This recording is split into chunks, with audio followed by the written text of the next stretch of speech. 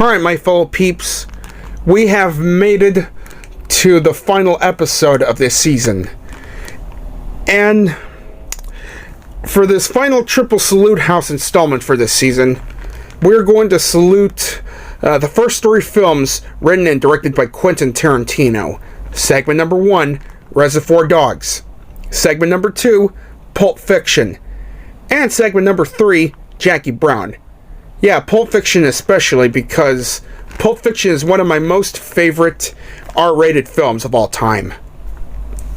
So without further ado to ass shit, let's get into these masterpieces of discovery.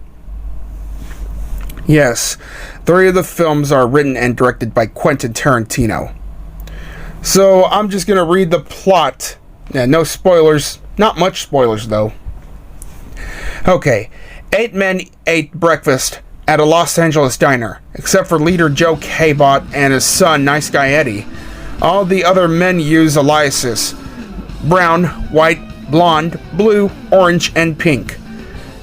Yeah, you want to know why Mr. Steve Buscemi's character is Mr. Pink? Because his character's a faggot, alright. Yeah. Yeah, Mr. Brown just sounds like Mr. Shit. And Mr. Pink sounds like Mr. Pussy. Yeah, thank God that no one's Mr. Yellow. Because everyone who works outside of this fucking heist is Mr. Piple. Let's go to work. Alright. After they leave the diner, they execute to a diamond heist. After the heist, White flees with Orange, who was shot in the stomach by an armed woman while hijacking her car and is bleeding severely. At one of Joe's warehouses, White and Orange rendezvous with Pink, who believes that the job was a setup and that the police were waiting for them. Sometime earlier, Blonde meets with the Cabots, having completed a 4-year jail sentence. To reward him for concealing Joe's name from the authorities, they offered him a no-show job. Blonde insists on returning to real work, and they hire him for a heist. In the present, while White and Pink beat Marvin Nash for information, Eddie arrives and orders them to retrieve the stashed diamonds and ditch the getaway vehicles, leaving Blonde to handle Nash and Orange. While it's dancing to Steeler's Wheel Stuck in the Middle with You, Blonde tortures Nash, slashing his fucking face and cutting off his right ear with a straight razor like a crazy maniacal jackass. Blonde then retrieves a gasoline can from his car and doses Marvin Nash with gasoline. But before he can ignite it and set Marvin Nash ablaze, Orange suddenly wakes up and shoots Blonde to death, afterwards assuring Marvin that he is an undercover police officer, and the police will arrive shortly. Earlier, Orange fabricates an elaborate tale of drug delivery to gain acceptance into the gang. Shortly thereafter, White befriends Orange. Back in the present, Eddie, Pink, and White return to the warehouse where Orange tries to convince them that Blonde planned to kill them all and steal the diamonds for himself. And after this fucked up incident backfired, Eddie properly aims at White, creating a Mexican standoff. All 3 fire, both Joe and Eddie are killed, and White and Orange are hit. Pink, the only uninjured person, takes the diamonds and flees, as White cradles the dying Orange in his arms. Orange confesses that he is an undercover officer, and after that, Pink is heard attempting to escape as the police storm to the warehouse and order White to drop his gun. White shoots Orange and collapses as the gunfire erupts. Alright, on to the next film. One of my most favorite films of the 90s. Pulp fucking Fiction. Pulp Fiction's narrative is told out of chronological order, and follows 3 main interrelated stories that each have a different protagonist. Vincent Vega, a hitman, Butch Coolidge, a prizefighter, and Jules Winfield, Vincent's business partner. Yeah, you can see those sequences. Yeah. The hitmen Jules Winfield and Vincent Vega arrived at an apartment to retrieve a briefcase for their boss, gangster Marcellus Wallace, from a business partner, Brett. After Vincent checks the contents of the briefcase, Jules shoots one of Brett's associates, and then killed Brett for trying to double-cross Marcellus along with Vincent. They take the briefcase and deliver it to Marcellus. The next day, right after Jules got retired, Vincent purchased heroin from his drug dealer Lance. He shoots up and drives to meet Marcellus's wife Mia, having to agree to escort her while Marcellus is out of town. They eat at Jackrabbit Slim's, a 1950s themed restaurant, and participate in a twist contest. Alright, the next one is Butch bets the bribe money on himself and double crosses Marcellus, winning the bout but accidentally killing his opponent as well. Knowing that Marcellus will send hitmen after him, he prepares to flee with his girlfriend Fabienne, but discovers she has forgotten a pack of gold watch passed down through his family. When Marcellus spots Butch at stopped at a traffic light, Butch ran over him, leaving both of them injured and dazed. Once Marcellus regains consciousness, he draws a gun and shoots at Butch, chasing him into a pawn shop. And later on, Butch was about to get the hell out of here, but instead he had to save Marcellus Wallace and stop Maynard and Zed.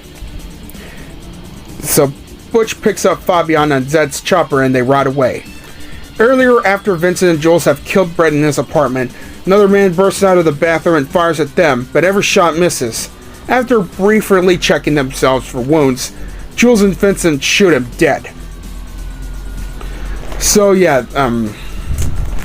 Marvin is now with Jules and Vincent, but the interrogation has failed since Jules accidentally shot Marvin in the face. That was Vincent, you stupid motherfucker! So now they have to go to Jimmy's house, and then to contact the Wolf.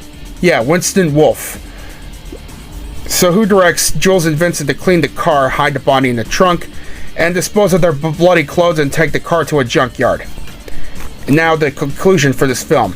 At a diner, Jules tells Vincent that he plans to retire from his life of crime, convinced that their miraculous survival at the apartment was a sign of divine intervention. Alright. Ringo, aka Pumpkin, and Yolanda, aka Honey Bunny, started a robbery at the diner. But now, Jules overpowers Pumpkin and holds him at gunpoint. Honey Bunny becomes hysterical and points her gun on him. Vincent returns with his gun aimed at her, but Jules diffuses the situation. He recites the biblical passage, expresses ambience about his life of crime, and allows the robbers to take his cash and leave. Jules and Vincent leave the diner with the briefcase in hand. Yeah, that's really a good idea. Alright, on to the last one. Jackie Brown. Jackie Brown, a flight attendant, smuggles money from Mexico into the United States of Ordell Robbie, a gun runner in Los Angeles. Acting on information, Beaumont gave them ATF agent Ray Nicolette and LAPD detective Mark Dargis intercept Jackie with Ordell's cash bag and a bag of cocaine, which she is unaware was intended for Melanie Ralston. She is sent to jail, which alerts Ordell. Having been paid by Ordell, Cherry bails out Jackie. Ordell arrives at Jackie's apartment shortly thereafter to kill her, and after she pulls a gun on him. It is revealed that she stole it from Cherry's glove box. She negotiates a deal with Ordell, whereby she pretends to help the authorities while smuggling in $550K of his money. Okay, so unaware of the plan of smuggling $550K, Ray and Mark devise a sting to catch Ordell during the transfer of $50K. Unbeknownst to all, Jackie plans to keep $550K for herself. She recruits Cherry, offering him a cut. During a test run, Jackie smuggles in $10K with Nicolette and Dargis aware, to swap with Sharonda at a shopping mall. After Jackie leaves, Cherry observes an unknown woman swaps bags with Sharonda. On the day of the transfer, Ordell discovers Simone has left town with the 10 grand and reluctantly recruits Melanie to perform the swap. Okay, so with Louis Gara taking her to the mall, Jackie enters a dressing room in a department to try on a suit. She has told Ordell that she will swap bags with Melanie. Under the rose of Nicolette, who thinks the exchange will occur in the food court. Instead of the bag she gives Melanie contains only $40K, and she leaves the rest in the dressing room for Cherry. Well, holy shit. While in the parking lot, Melanie taunts Louis about forgetting where they parked. He loses his temper and shoots her 2 times, confessing this to Robbie upon meeting them.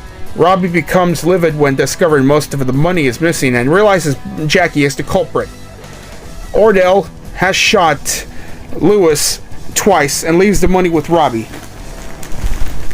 Oh, holy shit.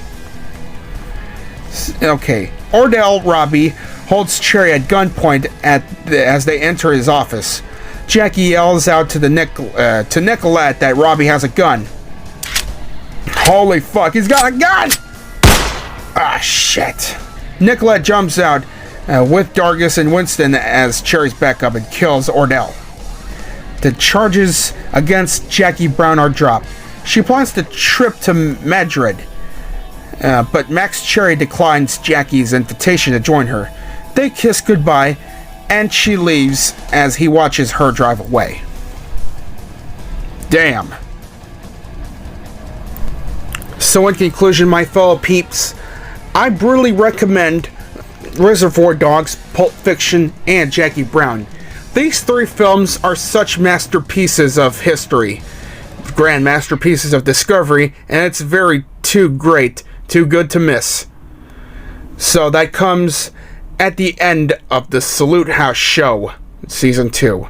So just wanted to thank y'all for sending me requests and subscribing, and for the support, even though I scrapped some of the requests out. And once again, thanks for helping me reach up to 500 subscribers. Until next season, this is Mason Velez signing off. Thanks for watching.